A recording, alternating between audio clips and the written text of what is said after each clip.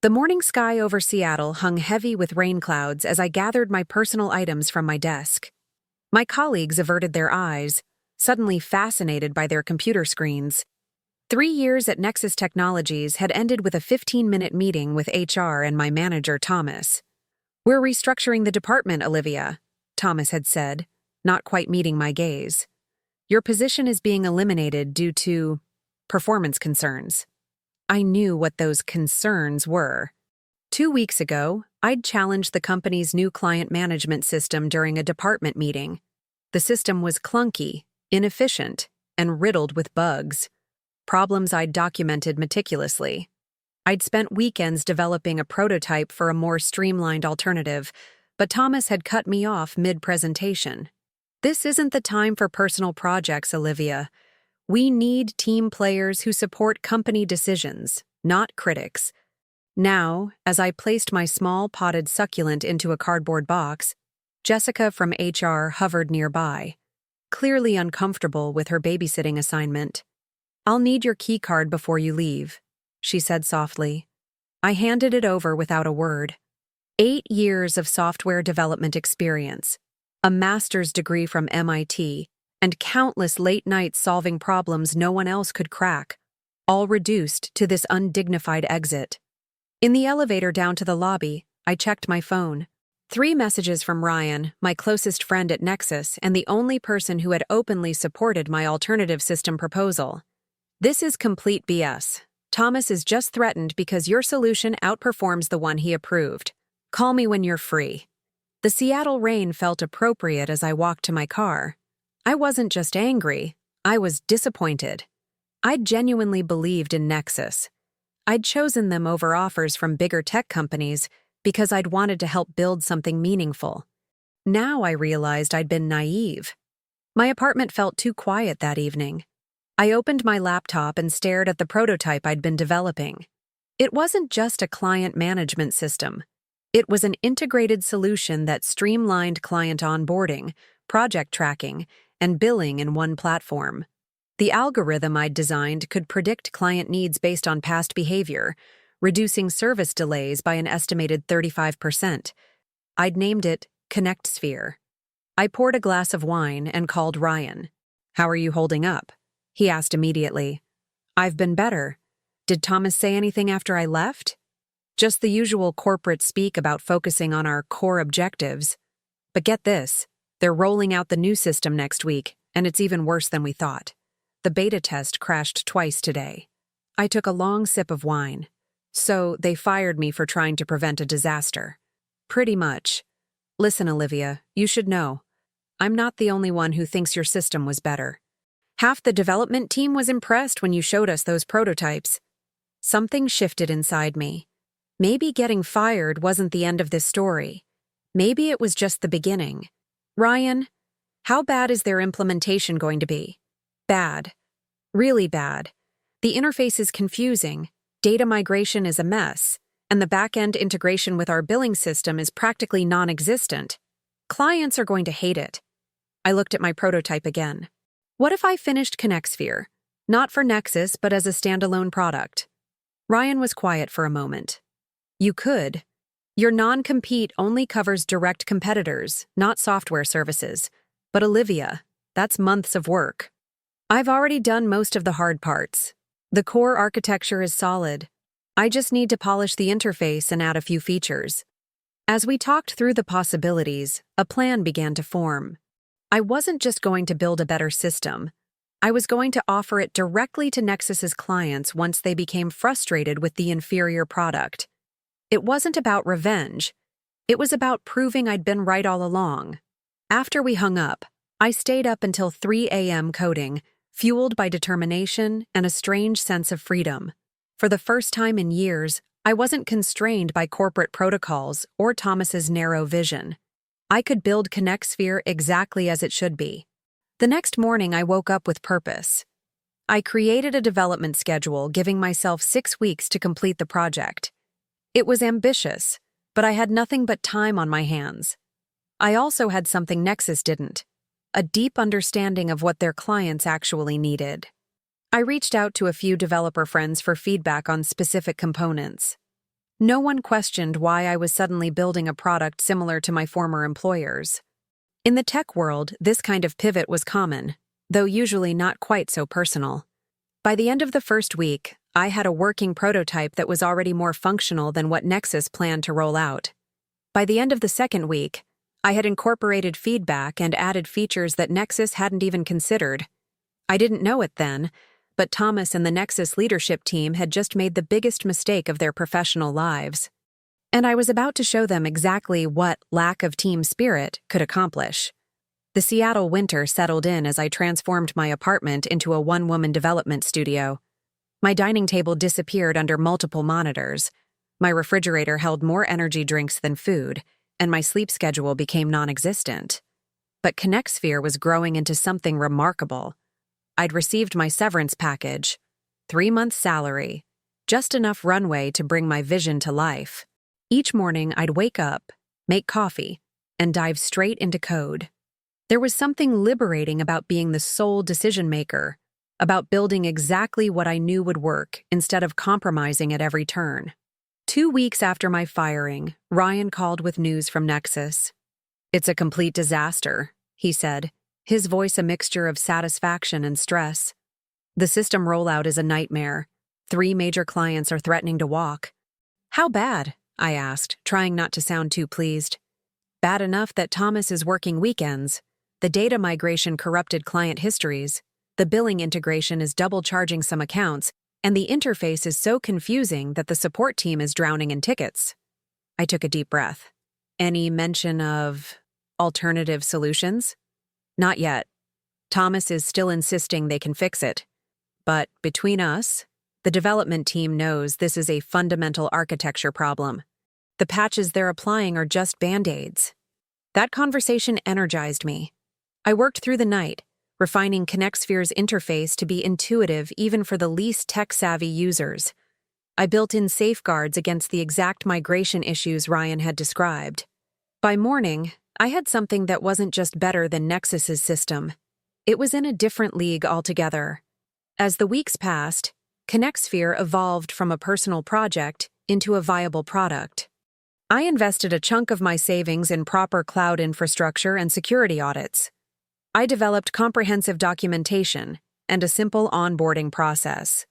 Every decision was made with Nexus's clients in mind, especially the ones I knew were most frustrated. Ryan kept me updated on the continuing chaos at Nexus. Their system problems weren't improving. If anything, they were getting worse as more clients attempted to use it. The customer service department was overwhelmed, and the development team was working around the clock on emergency fixes. Thomas finally admitted in a meeting today that they might have rushed the implementation, Ryan told me one evening. "Still no acknowledgement that your solution might have been better, though. He'll figure it out soon enough," I replied. By week 5, ConnectSphere was ready for real-world testing. I reached out to some former clients I'd worked with directly at Nexus, people who trusted my technical judgment. I was careful not to violate any confidentiality agreements. I simply told them I'd developed a new client management solution and would value their feedback. Jenna Chen, CTO of a mid-sized e-commerce company and one of Nexus's most valuable clients, was the first to respond. "Timing couldn't be better, Olivia. We're having serious issues with our current system. I'd be happy to look at an alternative." I set up a demo for the following day and spent the night fine-tuning every aspect of the presentation. This wasn't just about showing off ConnectSphere. It was about proving its real-world value to someone who understood the problems intimately. The demo went better than I could have hoped. Jenna's eyes widened as I walked her through the system, showing how it addressed each pain point she was experiencing with Nexus's solution. "This is exactly what we need," she said when I finished. "How soon can we implement it?" "I can have you up and running in 48 hours, I told her, "with full data migration and no service interruptions." She studied me for a moment. "You built this after leaving Nexus, didn't you?" I nodded. "I saw these problems coming. They didn't want to listen." "Their loss," she said simply. "Send over the paperwork. We're in." Within a week, 2 more clients had signed on after hearing from Jenna. Each implementation went smoothly, each client more impressed than the last. I was operating on almost no sleep, but the adrenaline of success kept me going. Then came the email I'd been both expecting and dreading, from Thomas himself. "Olivia, we need to talk. Several of our clients have suddenly terminated their contracts, citing a new system they've adopted. I think we both know what's happening here. Call me." I didn't call. Instead, I sent a brief professional response. "Thomas, I've developed a client management solution that better meets market needs. There's no non-compete violation as ConnectSphere is a service, not a direct competitor to Nexus. I'm happy to discuss this further with your legal team if necessary. Best regards, Olivia." His response came within minutes. This isn't over. But it was. By the end of the month, 7 of Nexus's clients had switched to ConnectSphere. My little apartment studio had become a legitimate business operation. I'd hired 2 part-time support staff and was looking for office space. What had started as a response to being fired had become something much more significant. I wasn't just proving Thomas wrong. I was building the company I'd always wanted to work for, one where good ideas weren't shot down because of office politics, one where solving problems for clients came before massaging executive egos. ConnectSphere wasn't just surviving, it was thriving, and Nexus was beginning to feel the consequences of their mistake. The downtown Seattle cafe buzzed with mid-morning energy as I waited for Jenna to arrive. 3 months had passed since my unceremonious exit from Nexus, and ConnectSphere now served 12 former Nexus clients, representing nearly 40% of their client base. Jenna slid into the seat across from me, setting down her laptop. "Have you seen the news?" I shook my head, pushing my own laptop aside. "Nexus just announced a strategic reorganization. They're laying off 15% of their workforce." She gave me a pointed look. "Including Thomas." I took a slow sip of my coffee, letting the information sink in. I'd expected Nexus to struggle after losing so many clients, but not this dramatically. I never wanted people to lose their jobs. "This isn't on you, Olivia. Their system failed because it was fundamentally flawed. You offered a solution. They rejected it, and the market made its choice." Jenna opened her laptop. "Besides, I have something else to show you."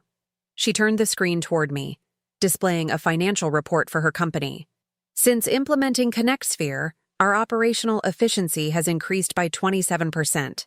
Customer satisfaction scores are up. Our team spends less time fighting with software and more time serving clients." A warm sense of validation washed over me.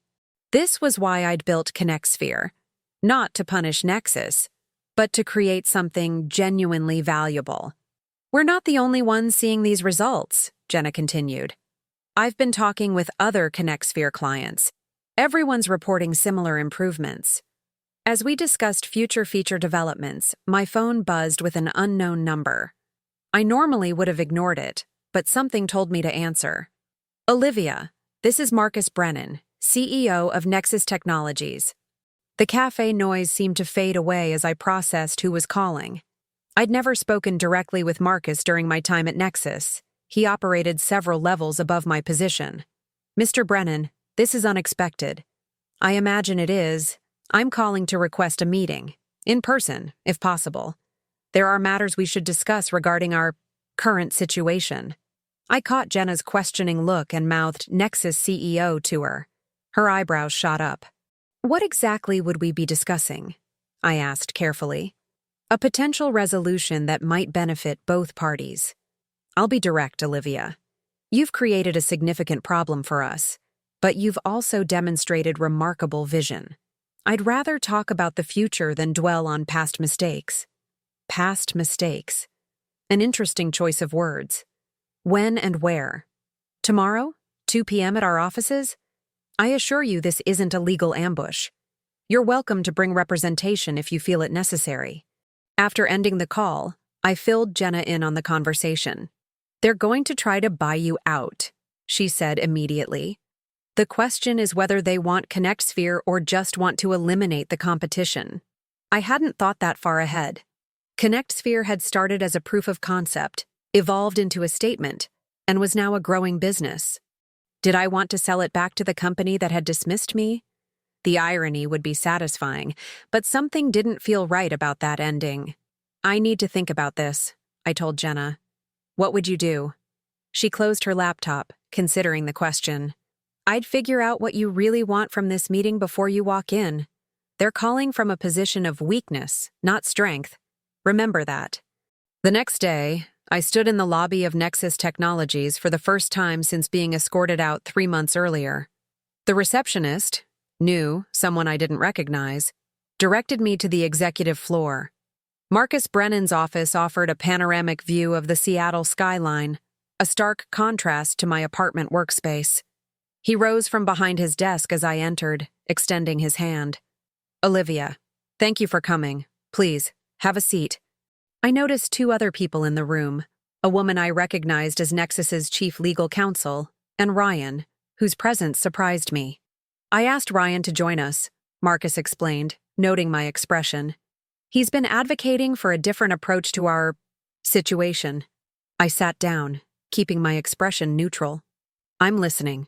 Marcus leaned forward. I'll be direct. Your ConnectSphere platform has created significant challenges for Nexus. We've lost valuable clients and frankly, our reputation has suffered.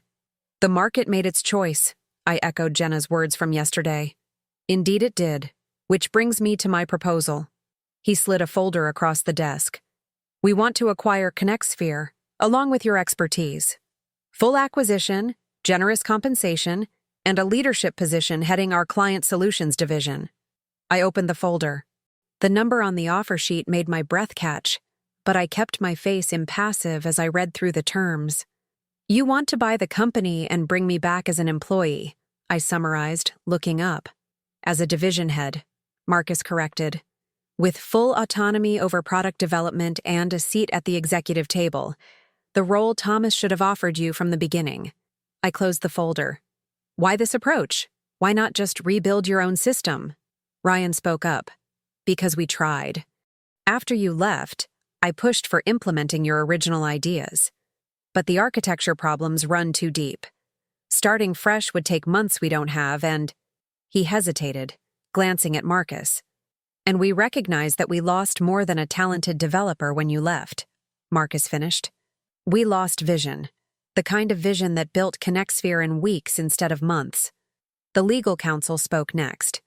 The offer includes accelerated vesting of stock options, leadership benefits, and of course, full intellectual property transfer of ConnectSphere to Nexus. I sat back, studying each face in turn. And if I decline? Marcus spread his hands. Then we continue as competitors. But I think we both know that integration would be the more productive path forward. I'll need time to consider this. Of course. Take the weekend. But Olivia… Marcus's expression softened slightly. For what it's worth, the way your departure was handled was a mistake. One of many we've made recently. As I left the building, Ryan caught up with me at the elevator. It's a good offer, Olivia. Better than most acqui-hires in this market. Is that what you think this is? An acqui-hire? He shook his head. No. This is Marcus recognizing he's bleeding clients and needs to stop the hemorrhage. But it's also an acknowledgement that you built something valuable. I stepped into the elevator. Would you trust them? After everything? Marcus isn't Thomas, Ryan said carefully. But ultimately, only you can decide if returning to Nexus, even on these terms, is what you really want. As the elevator doors closed, I realized that was exactly the question I needed to answer. The Seattle morning broke clear and crisp, a rarity in winter. From my new office overlooking Lake Union, I could see mountain peaks in the distance, sharp against the blue sky. 6 months had passed since my meeting with Marcus Brennan, and my decision had set us all on an unexpected path. I turned away from the view as Ryan entered, carrying 2 coffee cups. The migration for Reynolds Architects completed overnight, he said, handing me a cup. That's the last of the Nexus legacy clients. Any issues? None. Their team is already using the new dashboard. That makes 28 clients fully transitioned to ConnectSphere 2.0. I smiled, taking a sip of coffee. The office around us hummed with activity.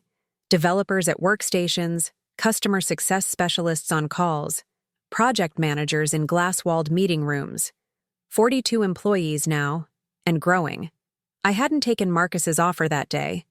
After careful consideration, I'd declined the acquisition, but proposed an alternative, a strategic partnership. ConnectSphere would remain independent, but would service Nexus's existing clients through a white label arrangement. Nexus would receive a percentage of revenue, and their clients would get the superior system they deserved. Marcus had been surprised, but ultimately receptive. He was a businessman, after all, and the partnership offered Nexus a way to retain clients without admitting complete defeat. What neither of us had anticipated was how quickly the arrangement would evolve. Within 3 months, it became clear that Nexus's core business was faltering, while ConnectSphere continued to grow. When Marcus approached me with a reverse proposal, ConnectSphere acquiring Nexus's client services division, the business landscape had shifted enough to make it viable. Now, ConnectSphere occupied 3 floors of a downtown building, with a team comprised of both new hires and former Nexus employees who'd chosen to join us during the transition. Ryan set down his coffee and pulled up a chair. "Have you seen the industry reports this quarter? We're now listed as one of the top emerging tech companies in the Pacific Northwest." I saw.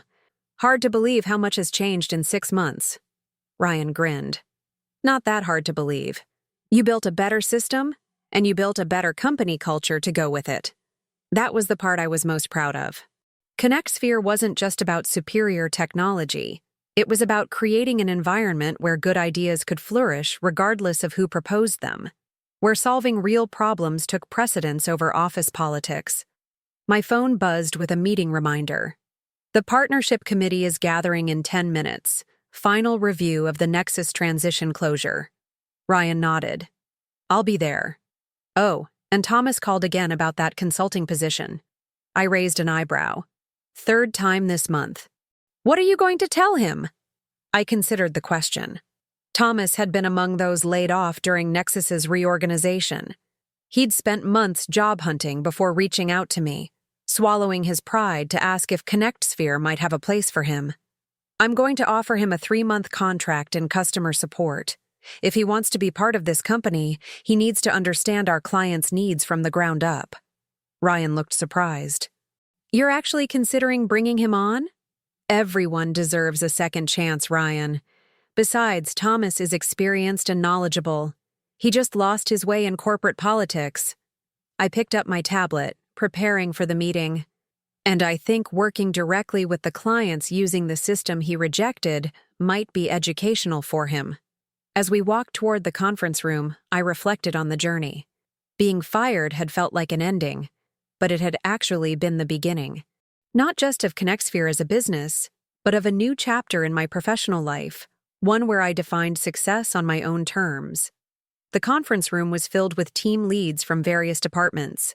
As I took my seat at the head of the table, I couldn't help but contrast this with my last meeting at Nexus, where I'd been silenced and dismissed. Let's begin, I said, opening the agenda. Today, we formally complete the Nexus transition and look toward our next phase of growth. As the meeting progressed, I watched my team interact, challenging ideas respectfully, building on each other's suggestions, focused entirely on making our product and service better. This was what team spirit actually looked like. Not blind agreement, but collaborative problem-solving. After the meeting, I returned to my office and found an email from Jenna. Her company had just been acquired by a larger corporation, and the new parent company wanted to implement ConnectSphere across all their subsidiaries. Potentially our biggest contract yet.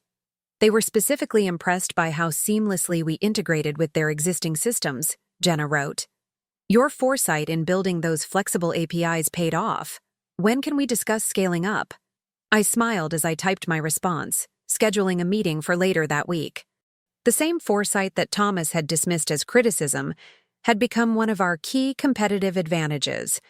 As evening approached, I stood again at my office window, watching lights come on across the city.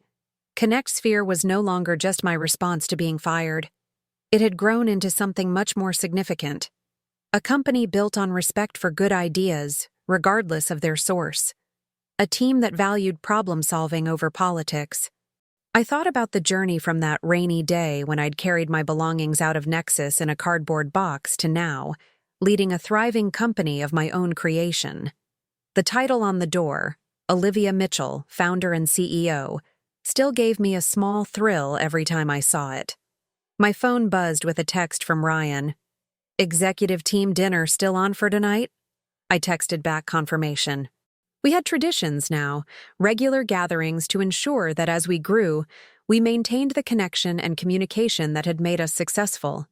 As I gathered my things to leave, I glanced at the small potted succulent on my desk, the same one I'd carried out of Nexus that day. It had grown and thrived, just like ConnectSphere itself. Sometimes being fired isn't the end of your story. Sometimes, if you have enough belief in your own vision, it's just the opening chapter of something much greater than you ever imagined.